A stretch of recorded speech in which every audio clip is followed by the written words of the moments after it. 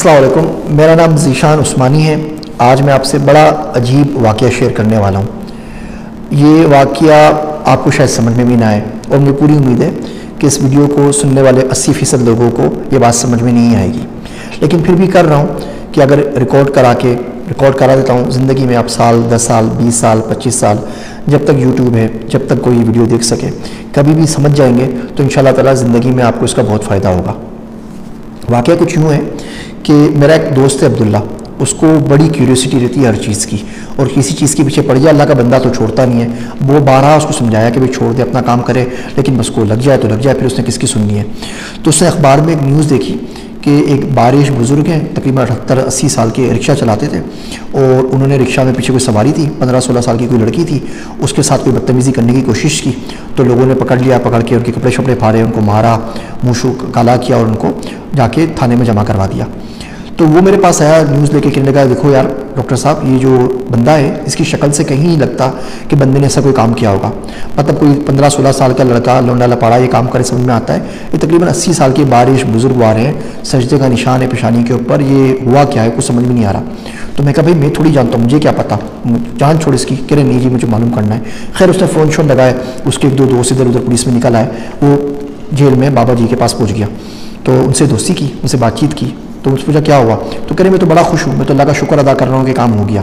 बोले हजरत कैसी बात कर रहे हैं आप, इतनी रसवाई हो गई, मुंह काला हो गया, अखबारों में नाम आ गया, ब्रेकिंग न्यूज़ चल गई, आप खुश हैं। तो कह रहे हैं इस दिन का इंतज़ार था मुझे पिछले 53 सालों से। तो बोले 53 सालों से आपको इंतज़ार था, तब क्या बात कर रहे हैं आप, क्या हुआ है। तो कहने लगे कि जी मैं लड़का सा था, हम लोग पेशावर के एक नवाई गांव में रहते थे, मेरे बाप के पास कहीं से पैसा आया तो उन्होंने हमारा घर बड़ा बना दिया, तो हमारा 2 मंजिला घर हो गया और आसपास में जितने भी घर थे वो सब 1 मंजिला। मेरी उम्र कोई ज़्यादा नहीं थी, 18, 19, 20, 21 साल की मेरी उम्र थी। वो इस किस्म की उम्र होती है शरारतों की। तो मेरा महबूब मशगला बन गया कि मैं छतों पर चढ़ के बाकी लोगों के घर में झाँकता था। अब सब गरीब लोग थे तो वो एक कमरे के ऊपर छत डाल देते थे, बाकी बड़ा सारा सहन होता, वाशरूम होता, तो उस पर कोई छत नहीं होती थी। बस मैं लोगों को देखता रहता था कि वहाँ पर किसी तरह देखूँ। कुछ अरसे बाद हमारे मोहल्ले में घर के सामने कोई नए लोग आए, तो उसमें एक बच्ची आई, तो उसकी आंखें बड़ी अच्छी थी। अब मैं आंखें देख के बिल्कुल उसके ऊपर, वो उम्र भी ऐसी थी, बिल्कुल फरिश्ता हो गया कि क्या खूबसूरत होगी। लेकिन वो बच्ची जो थी पूरा का पूरा वो बुर्का करती थी, नकाब लेती थी, हाथ में दस्ताने, पाँव में भी मोजे, तो कुछ भी नज़र नहीं आता था। तो मुझे बड़ी तमन्ना थी। खैर एक दिन मैं छत पे चढ़ा तो देखा कि वो सामने सहन के अंदर टहल रही है। अब मेरी तो लॉटरी लग गई कि जी यहाँ तो मैंने इसका ज़िंदगी में कभी नाखून भी नहीं देखा, आज ये सारी की सारी मेरे सामने मौजूद है। तो क्या लगा, मैं आराम से उसको देखता रहा। एकदम से अचानक उसकी नज़र मेरे पे पड़ गई, तो बिल्कुल वो बेचारी शर्म के हमारे पत्थर की बन गई। उससे कुछ नहीं बोला, लेकिन मैं उसकी आंख में मोटे मोटे आंसू देखे। अब पता नहीं उसकी आंख में क्या बात थी कि मुझे बहुत घबराहट हुई, तो मैं भाग के नीचे अपने घर के अंदर आ गया और मुझे बुखार चढ़ गया। 4 दिन तक मैं बुखार में तपता रहा। 4 दिन के बाद जब मैं वापस उठा, लोगों से पूछा आसपास में, पता चला कि वो लोग किराएदार थे और मकान छोड़ के कहीं चले गए। उस दिन के बाद से मुझे लड़की नहीं मिली, लेकिन मेरे दिल में डर बैठ गया कि इस बंदी ने मुझे खामोश बद्दुआ दी है और ये एक ना एक दिन अपना असर ज़रूर दिखाएगी। उस दिन से मेरी ज़िंदगी चेंज हो गई।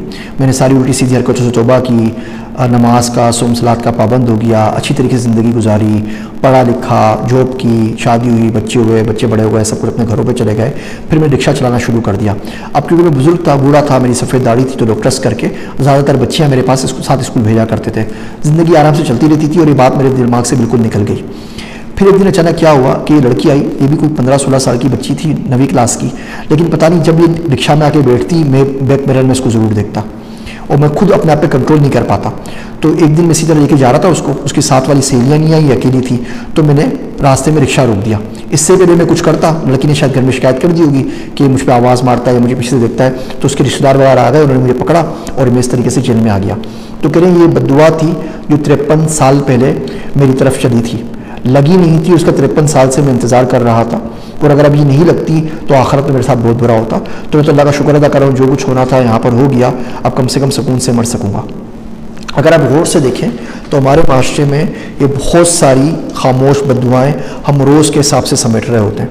मेरे सरते सखर मौलाना अब्दुर्रहमान साहब, वो तंदूर की रोटी नहीं खाते थे और शीरमाल वगैरह जो होते हैं, तो मुझसे तो क्यों नहीं खाते, आप पैसे दे के खरीद रहे हैं, क्या बुराई, हलाल चीज़ है। वो बोलते हैं बिल्कुल ठीक है, लेकिन उन्हें शोकेस में रखी हुई होती हैं और आसपास चलते हुए लोग इसको देख रहे होते हैं। कितने गरीब लोग होंगे जो भूखे होंगे, जो हसरत से इसको देखते होंगे रोटियों को और शीरमाल को, और ख़रीदने की सकत नहीं रखते होंगे।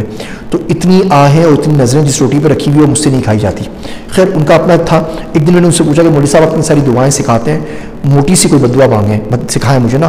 कभी कभी लोग बहुत तंग करते हैं और दिल चाहता है कि बद्दुआ दूं कि उनका बड़ा गरक हो, क्या करूं? तो हंसने लगे। फिर उन्होंने मुझे बोला कि बेटा चुप से बड़ी बद्दुआ कोई नहीं है। जब बंदा बोलता रहता है ना तो कुदरत खामोश हो जाती है।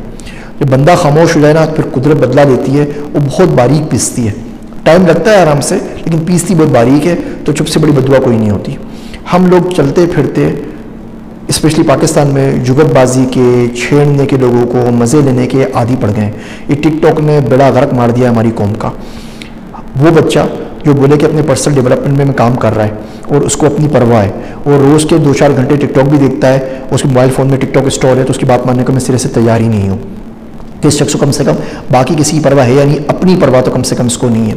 तो मैं जुगतबाजी कर करके, छेड़ के, नारे फ़िक्रे कस कस के बहुत सारी खामोश बद्दुआएं समेट रहे होते हैं।